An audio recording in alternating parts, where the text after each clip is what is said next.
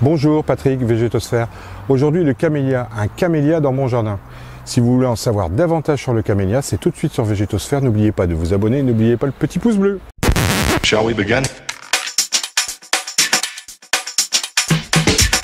Eh bien, nous revoici au jardin dans un massif de terre de bruyère en présence de rhododendrons, de pieris, d'azalées mollis et de bruyères qu'on ne voit pas. Et d'un camélia, un camélia planté dans le jardin, et c'est bien de lui dont nous allons parler. Alors le camélia japonica, à ne pas confondre avec le camélia sinensis, qui est littéralement le camélia à partir duquel on arrive à extraire des pousses avec lesquelles on fait du thé. Le camélia sinensis, c'est typiquement, il était chinois d'origine, et donc c'est bien l'arbre à thé. Le camélia japonica, qui vient du Japon, mais qu'on retrouve un peu partout sur la planète aujourd'hui, c'est bien le camélia ornemental, le camélia avec lequel on a toute une multitude de variétés aujourd'hui, absolument aussi incroyables les unes que les autres, avec des fleurs absolument étonnantes. C'est une véritable beauté du jardin. Alors, présentation rapide du camélia. Le camélia est bel et bien un arbuste qui peut atteindre la taille maximale de 8 mètres. Alors là, c'est plus un arbuste, c'est même un arbre. 8 mètres, c'est considérable. Raisonnablement, dans nos jardins et sous nos latitudes, en France, quel que soit l'endroit où on se trouve, c'est 2, 3, 4 mètres grand maximum. C'est un arbuste de la famille des Théacées, donc TAC, hein, le thé, donc c'est vraiment son voisin, son cousin, le sinensis, qui est à l'origine de tout ça. Mais en tout cas, il fait bien partie de la famille des Théacées et c'est une plante de terre de bruyère. Celui-ci en tout cas, le japonica. Ça sous-entend, terre de bruyère, ça sous-entend une exposition relativement ombragée, en tout cas le plein soleil, et c'est pas très bienvenu pour cette plante. Elle souffre, elle va sécher, elle va s'abîmer, mais une exposition au nord, à l'est ou sous un couvert végétal au sud fera parfaitement l'affaire. C'est une plante qui va vraiment être intéressante en pleine terre dans le jardin, c'est ce que j'ai fait ici, alors que dans nos habitudes, on pense que le camélia est une plante d'intérieur. On va y revenir parce que c'est pas du tout le cas. Et c'est pas une plante aussi délicate qu'on veut bien le dire. Sa résistance, justement, c'est moins 12, moins 15. Celui-ci a passé l'hiver 2012 où on a eu moins 24, ici en Alsace. Alors évidemment, hein, j'ai dû le tailler, il a gelé sur l'entièreté. J'ai dû le rabattre à 15-20 cm et il est reparti. D'où la taille peu importante aujourd'hui, hein, parce que c'est le même. En 2012, il mesurait à peu près la même taille, mais l'hiver, moins 24, ça fait vraiment beaucoup de dégâts. Il y a une chose aussi qu'il faut retenir, c'est que le camélia, on dit toujours, et c'est vrai, que la neige, donc la neige n'est pas synonyme de froid ou de très grand froid, que la neige au contact des boutons, qui eux apparaissent en été, va les faire avorter. Et c'est vrai, donc il faut absolument enlever la neige, même si c'est très léger, sur les boutons, parce qu'il y a un risque d'avortement de la fleur, ça c'est une évidence. Pour ce qui est de l'histoire de sa découverte, alors là, on va dire qu'à partir du XVIe siècle, les japonicas sont arrivés en Europe grâce aux Portugais. Ça n'a pas eu un succès phénoménal, ils étaient là, mais bon, on les a pas vraiment plus travaillés. Les Anglais en ont remis une deuxième couche, notamment quand ils sont allés en Chine. Alors là, ils ont ramené à la fois du sinensis, parce que les Anglais sont bien des amateurs de thé, mais aussi du japonica. Et là, le japonica s'est un peu mieux installé. Et c'est vrai qu'à partir du 19e siècle, on a eu beaucoup de camélias qui étaient bouturés, distribués un peu partout, chez les élites évidemment. Il a fallu attendre les années 30, donc au XXe siècle, pour avoir vraiment un grand choix variétal et bénéficier d'un choix considérable, succès qui est encore à ce jour, quasiment un siècle plus tard, toujours d'actualité. Présentation un peu... Le camélia, c'est un arbuste persistant avec un feuillage, alors c'est pas le cas ici, hein, parce qu'on est en mars, le vieux feuillage va tomber, donc j'ai bien dit feuillage persistant. Vous allez avoir une partie du feuillage qui va tomber, en même temps que les fleurs, hein. La fleur va durer 3 semaines, 1 mois. C'est une fleur de printemps qui peut démarrer en janvier-février selon les endroits de France, mais qui de toute façon sera terminée pour le mois de mai. Le nouveau feuillage lui arrive dans la foulée, il sera vert, luisant, vraiment déjà un beau feuillage. C'est déjà une plante intéressante, ce qui fait dire aussi que c'est peut-être une plante d'intérieur. C'est ce que beaucoup d'entre nous pensions jusqu'à un certain moment. Et c'est vrai que la profession a induit une erreur, une grossière erreur, c'est que la production, en tout cas les pépiniéristes et les jardineries, proposent toujours des camélias dans les jardineries dès Noël. en idée cadeau, comme si c'était une plante d'intérieur.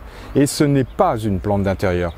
Si vous voulez le garder en pot, c'est sur la terrasse au nord. C'est vraiment la condition sine qua non. Et en hiver, si jamais il devait faire très froid, c'est dans la véranda et non pas dans le salon à 19 degrés. Sinon, vous allez entendre boum, boum, boum, boum, boum. Ce sont les boutons qui vont avorter, qui vont tomber prématurément dès le mois de janvier-février. Le camélia n'est pas une plante de salon. Ça peut être éventuellement une plante de véranda. C'est de toute façon une plante de balcon, en pot donc, pour les expositions au nord, à l'ombre. Ça c'est une évidence. En ce qui concerne la rusticité, là aussi on a dit et on a véhiculé beaucoup de choses en pensant que le camélia est une plante du sud. Pour être très honnête, le camélia aujourd'hui en France il est produit essentiellement dans le Finistère par de nombreuses pépinières qui se sont spécialisées là-dedans. Parce que la douceur bretonne, normande, en tout cas la douceur océanique, ou tout simplement un grand lac comme le lac de Constance va permettre un épanouissement parfait de cette plante qui a besoin d'une certaine douceur. C'est toujours mieux que des hivers à moins 15 répétitifs chaque année. Bien qu'il résiste à moins 12, peut-être jusqu'à moins 15. Celui-ci, moins 24, je l'ai dit tout à l'heure. Mais alors, il a fallu sacrifier 95% des branches. Joséphine de Beauharnais, en son temps, avait privilégié le développement de cette plante. En tout cas, l'avait vraiment mise en avant à tel point que on avait des lieux de production qui étaient spécifiques en France. On avait Nantes et Angers. Nantes qui est presque en Bretagne. Donc c'était à l'époque déjà très prisé. Nous avons aussi Alexandre Dumas qui a vraiment fait connaître le camélia. Alors justement en parlant d'Alexandre Dumas avec son ouvrage, le camélia bénéficie de deux orthographes. Camélia avec deux L, ça sera plutôt le nom latin, on enlève l'accent. Et camélia et la dame au camélia de notre écrivain, il n'y a qu'un L. Mais les deux orthographes sont acceptées par l'Académie française, il n'y a pas de souci de ce point de vue-là. Nous avons aussi Mademoiselle de Chanel qui avait vraiment mis en avant ce fameux camélia.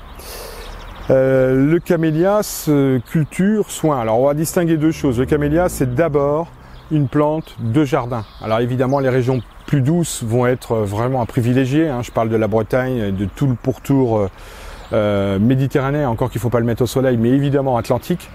Les climats océaniques sont particulièrement propices. Ici, on est vraiment dans l'arrière-pays, on est en Alsace et on en a un dans le jardin. Il faut simplement, quand on plante un camélia, ne pas oublier que c'est une plante de terre de bruyère, donc il faut un énorme volume de terre de bruyère au pied. Donc cette terre acide, il faut apporter beaucoup d'eau, il craint et il n'aime pas trop les manques d'eau en été.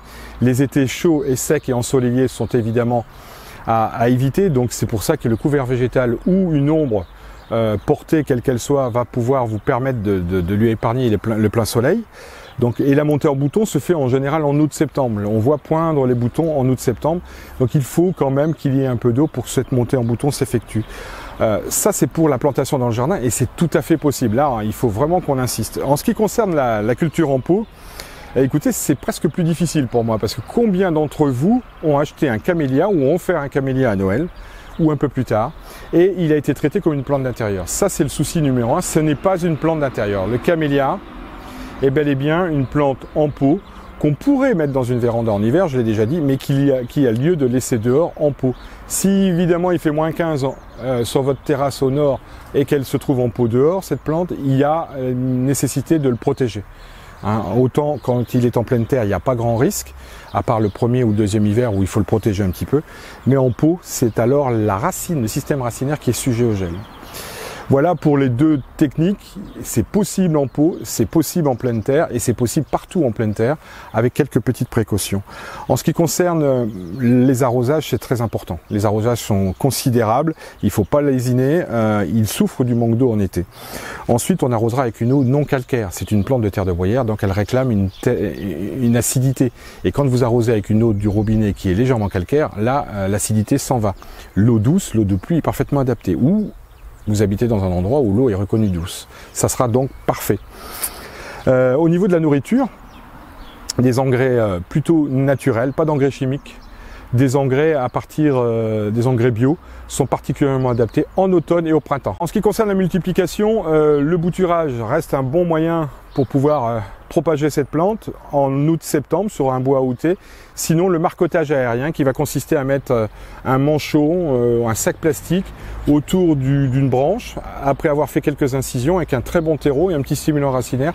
Théoriquement, en 6-8 mois, on va voir apparaître des racines dans le manchon et alors on pourra sevrer, couper cette bouture, mais en fait une marcotte. On appelle ça littéralement une marcotte aérienne. Maladie, parasite. Alors là, on a un paquet de cochonneries qui traînent sur cette plante. On a deux maladies très gênantes, le Phytophthora et une gale du camélia. Alors quand on a un camélia tout seul dans le jardin, on ne sera pas embêté. Normalement, on n'aura pas ce problème, mais en production, en culture, ou dès qu'on a 5-6 camélias, on va rencontrer le problème de la gale ou du Phytophthora. En ce qui concerne les parasites, alors là, on a des charançons, on a des pucerons et des cochenilles. Donc c'est pas particulièrement sympa, mais ça existe et ça arrive et c'est relativement embêtant. En résumé, le camélia, un arbuste de terre de bruyère et d'exposition ombragée à inviter dans votre jardin et à mettre avec vos rhodos, vos azalées, votre pieris andromède.